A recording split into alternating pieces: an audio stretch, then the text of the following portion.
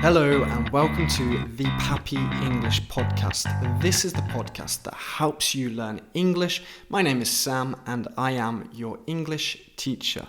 And in today's episode of the podcast, we're going to be looking at Harry Potter. Now, I am a fan of Harry Potter. I've read all of the books and I have watched all of the movies several times. If you say you've done something several times, it means 3 or 4 times. So I've read all of the books several times. No, I've read them like once, but I have watched the movies several times. It's much easier to watch the movies than read the books. So yeah, I am a fan of Harry Potter, but I am not a Potterhead. Now, a Potterhead is somebody who is obsessed with Harry Potter, who lives and breathes Harry Potter. So if you live and breathe something, it means you do it all of the time and you think about it all of the time. It's your favourite thing. So I don't live and breathe Harry Potter, but I like it. I do like it. So in this podcast, we're going to be looking at Harry Potter, some of the accents in Harry Potter, and we're going to also be looking at one of my favourite characters, and we're going to be listening to some of his clips to see some of the interesting language and expressions that he uses, especially if you want to learn British English. Later on the podcast, I'm going to ring somebody and we're going to do a little quiz to test their knowledge of Harry Potter. So you can listen along or watch along and you can do the quiz as well and see if you can get all of the answers correct. So if you're a big fan of Harry Potter, probably you're going to enjoy this episode of the podcast. So, as I was talking about earlier, Harry Potter is British English. The films, the actors are British mostly. They're using British accent, which is often reported speech. Reported speech is probably the accent that you're most familiar with in British English if you watch international films or series or British news. If they're coming from Britain, the films and series that is, it's usually in reported speech.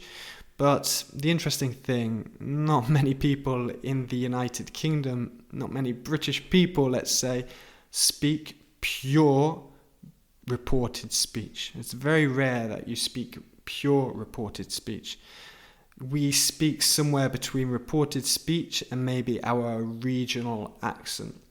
So that's probably what my accent is. It's somewhere between reported speech and regional accent. But if we listen to Harry Potter, Daniel Radcliffe in the Harry Potter films, he's using reported speech. He says, "Hello, my name's Harry. Harry Potter. Harry Potter." I'm not very good at accents, but watch the film. If you watch Harry Potter speak, or Hermione Granger, Emma Watson, if you watch them speak, they are going to be using reported speech. But there are different accents in the film as well, and that's what we're going to be looking at in this podcast. One of my favourite characters, Hagrid. Hagrid is the best character in the Harry Potter saga. He's the funniest and he's got the best accent in my opinion. He has the West Country accent. So West Country accent's a little bit different. So if you watch Harry Potter again, try and appreciate the accent of Hagrid, and probably you'll think he's the most difficult to understand. And that's why in this podcast I want to look at some different clips of Hagrid speaking to see if you can understand. I'm going to play the clip and then I'm going to repeat what he said. I'm going to explain some weird turn of phrase he uses or expression he uses, and then I'm going to let you listen to it again to see how well you understand it.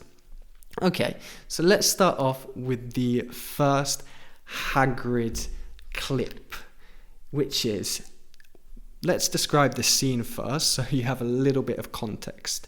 So Harry and his aunt and uncle and his cousin Dudley have escaped to an island where they are living and sleeping in a hut because they are running away from the wizarding world. So the uncle and aunt of Harry, who, let's face it, they're not very nice, they have taken Harry away because they don't want him to become a wizard. They don't like wizards and they don't want him to become... they don't want him to go to Hogwarts. However, Hagrid has tracked them down. If you track somebody down, you follow somebody's route and you find them. So Hagrid has tracked them down. If you go somewhere, you leave a track, like a trail. So he's tracked them down and he's found them in the hut. And he gets confused, Hagrid, because Hagrid thinks Dudley is Harry. And Dudley is not exactly what Hagrid is expected, and this is what he says. A bit more along than I would have expected, particularly round the middle. He says, a little bit more along than I expected, especially around the middle. He looks at Dudley and he says, a bit more along than I expected, especially around the middle. So a bit more along, he wants to say, you're a little bit bigger than I thought you would be, okay? He's a little bit fatter than he imagined, especially around the middle, especially around the belly. He's got a big belly because he was expecting Harry to be thin because he knew Harry's parents were quite thin and slim. So a bit more along than I expected, especially around the middle. Let's listen to it one more time and see if you can understand Hagrid a little bit better. A bit more along than I would have expected, particularly round the middle. He doesn't say especially, actually. He says particularly around the middle, especially around the middle. In this part in particular, particularly. Okay, and that's the first scene that, Hagrid gets confused between Harry and Dudley, but then Harry says, Hagrid, I'm here, this is me. And it's a special day for Harry, actually. It is Harry's birthday, and Hagrid gets Harry a cake. Hagrid uses his flying motorbike to visit Harry, and let's just say the cake isn't exactly in perfect condition. And this is what Hagrid says. Afraid I may have sat on it at some point, but I imagine it'll taste fine just the same. Okay, he says, I'm afraid I might have sat on it at some point, but I imagine it tastes just the same. So he says, I imagine I sat on it. So I think I sat on it. So if you say, I imagine I sat on it, you're kind of saying, I think I sat on it at some point. Sorry. But he says, it would taste just the same. He says it would taste fine just the same. It would taste fine just the same. Okay, so this wants to say, it will taste fine anyway. It won't change the taste. So you can say just the same to say anyway. Okay, let's listen to this clip one more time. Afraid I may have sat on it at some point, but I imagine it'll taste fine just the same. Okay, so very sweet. That's why I love Hagrid. He brings Harry the cake. He's very paternal in the series, always looks after him. He's got a good heart. He's got a heart of gold, we can say. He's a kind and caring person. He's got a heart of gold. Okay, now we're going to listen to the next clip from this scene. They're still on the island, okay? Hagrid knows which one is Harry now. He's given him his cake, and Dudley starts eating Harry's cake because he's very greedy. And as we said earlier, he has a little bit of extra weight, okay? If you want to say somebody's fat in a polite way, remember you can say they are overweight, okay? So Dudley is a bit overweight, and Dudley starts eating Harry's cake. What does Hagrid do? He uses his umbrella wand. So he has a wand which is like an umbrella, and he uses a spell which gives Dudley a little pig's tail, which causes a bit of a mess, a bit of chaos, and everybody goes a bit crazy. But in the end, it's fine. But this is what Hagrid says to Harry. Strictly speaking, I'm not allowed to do magic. Okay, I'm going to play that again because it went quite quick. Strictly speaking, I'm not allowed to do magic. He says, strictly speaking, I'm not allowed to do magic. strictly speaking, I'm not allowed to do magic. So if he follows the rules to the letter, if he follows the rules strictly, he doesn't do magic. But he can get away with it. If you can get away with something, you can do it without punishment. So he uses magic, but very quietly, don't tell anybody. But strictly speaking, okay, if anybody finds out, I will get in trouble. Okay, so strictly speaking means if we follow the rules exactly. Okay, that's the best way to describe it. If we follow the rules exactly, we cannot do it.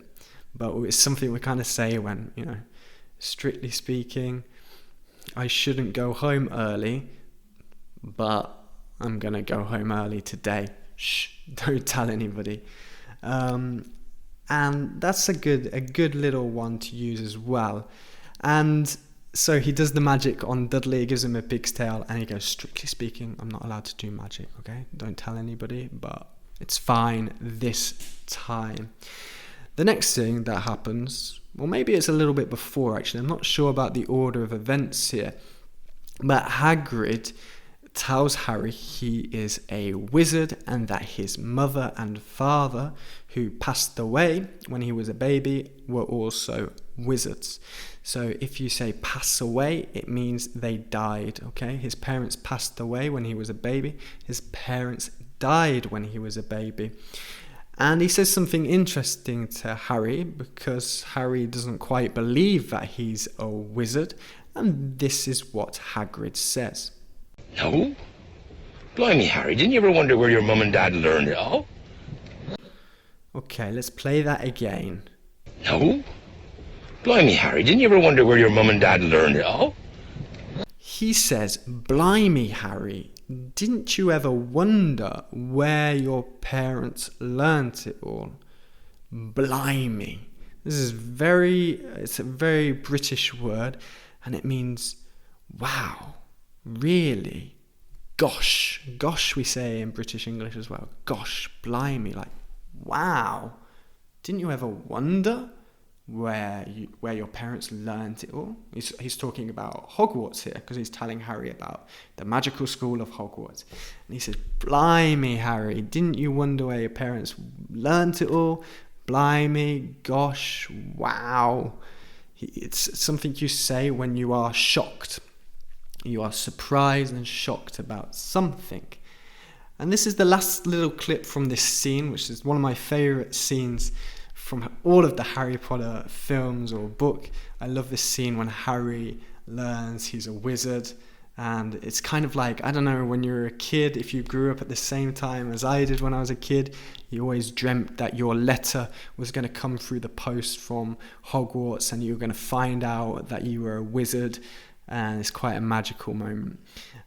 So yeah, there's a lot of fantasy in this scene, which I really love. Okay, the next scene is also really nice. When Hagrid and Harry go to Diagon Alley, which is like a magical market town, and they go to buy all of the things Harry needs to go to Hogwarts. And Hagrid says something, again, very interesting. He uses an interesting word, an interesting expression, let's say. This is what Hagrid says. And over there, all your bits and bobs for doing your wizardry. Okay, I'm not sure if you heard this very well, because the sound quality isn't quite as good. But he says, over there, that's all of your bits and bobs, okay? And over there, all your bits and bobs for doing your wizardry. All of your bits and bobs for doing your wizardry. All of your bits and bobs for doing your wizardry. So bits and bobs is an informal way of saying things, especially like little things. So for example, your bits and bobs for going to school, like Harry he's going to Hogwarts, is pens, paper, sharpener, ruler, notebook. These are bits and bobs, like little things you need. Okay, I don't know if Harry needs those things to go to Hogwarts. Maybe he needs wands and magical feathers and stones that grant your wish. I don't know, cauldrons to do magic potions. That might be Harry's bits and bobs, but our bits and bobs, little things that we need. It's a nice expression to use as well. And now we're going to go quite a lot further through the film. We're going to go quite a lot further because Hagrid's not in it as much in the middle. And we find this scene. Where is it? This one here. We find this scene where Hagrid tells Harry about how to get to find the Philosopher's Stone. Okay, so Hagrid gives Harry the instructions. Well, he doesn't give Harry the instructions, but Harry is trying to get the instructions out of Hagrid, and this is what he says. Ain't a soul knows how, except for me and Dumbledore. Again, let's listen to that again. Ain't a soul knows how, except for me and Dumbledore. He says, ain't a soul knows how. Ain't a soul knows how. What does this mean? Well, ain't means there is not, there isn't, there ain't. It's an informal slang way of saying there isn't, ain't. Ain't a soul knows how. A soul is a person. Ain't a soul, there isn't a person. Ain't a soul knows how. There isn't a person who knows how. We don't need to use who here. There ain't a soul who knows how, or there ain't a soul knows how.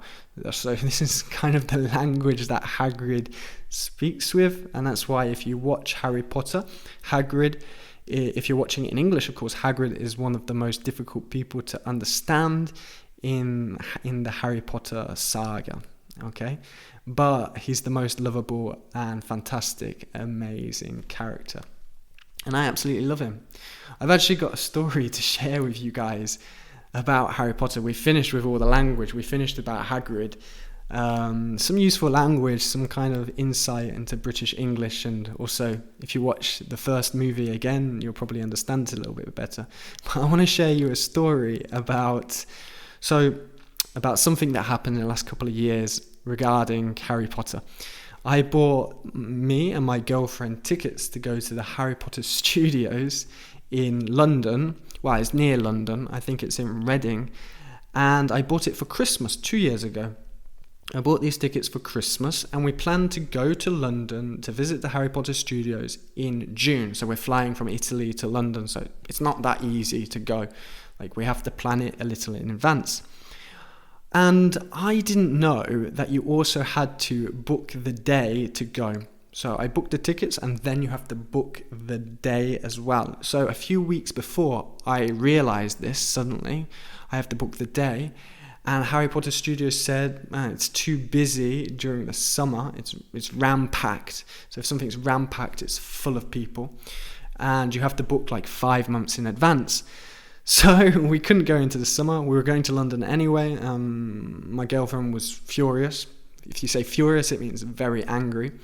So anyway, around Christmas, we planned to do it again in 2020. We were going to go to Harry Potter Studios. We're like, fantastic. I booked the day. Everything's ready. We booked the flights. I've rescued it. Everything is fine. And then what happens? You know what happens. COVID-19 happens and we cannot go. So I'm having a bit of a nightmare. I'm having a very bad time. I'm having a nightmare. So hopefully we can go at some point. I believe now you cannot book a day still because of COVID, and I don't know when it's going to be possible. But fingers crossed it can happen. Okay, the last part of the podcast, I'm going to see if I can ring someone now, and we're going to do a little Harry Potter quiz with this person. Now, I think I'm going to try and call my sister if she answers me. Now, my sister, this is my big sister, and I don't want to mean like Dudley. She's not big as in fat, but she's big because she's my older sister. She's 2 years older. So let's see if she calls. If she answers. I tried to ring her earlier, she didn't answer. I did actually tell her that I was going to ring her this time. So she has warning, unlike my mother in the last podcast who had no idea I was going to call. So fingers crossed she answers. Hello. Hey, how are you? I'm okay. Can you hear me okay? Good. There's a little delay, but it's okay. Emily, you're on the Papi English podcast. Are you excited? Very excited. You are a big Harry Potter fan, is that right? Yes. Okay, I have a Harry Potter quiz. There are 6 questions.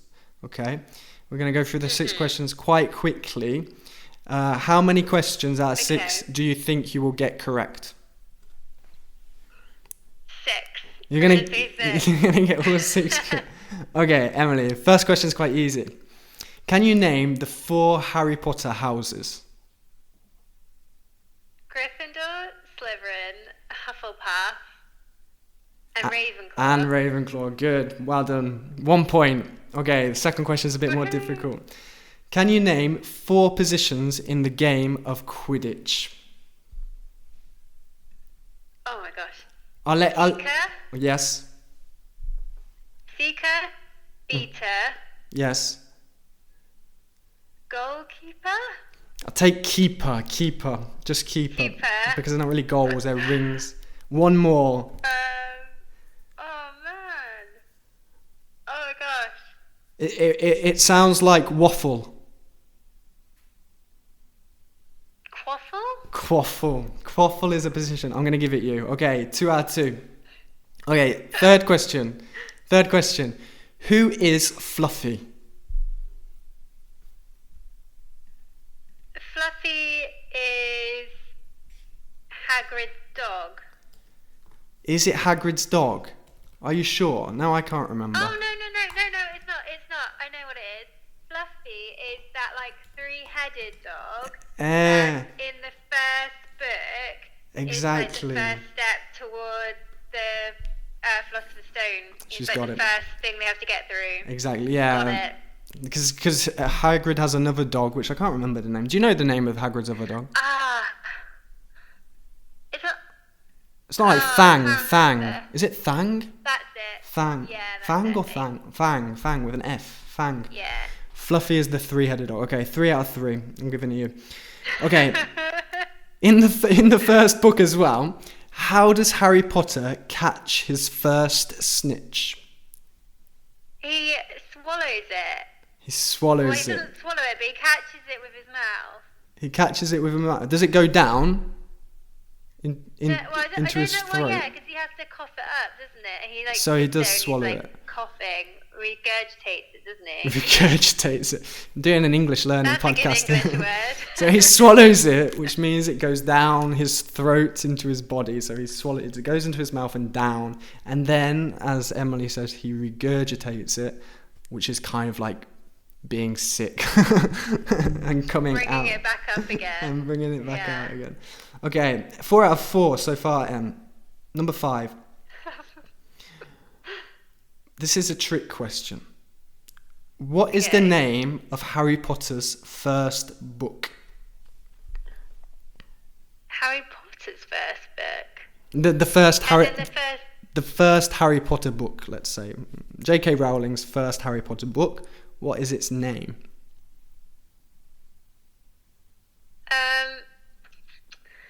I don't know if she produced other related stuff beforehand. There's books which date back, like, in history before the first Harry Potter book. But the first well-known Harry Potter book is Harry Potter and the Philosopher's Stone, isn't it? Okay. Is it Philosopher's Stone or Sorcerer's Stone?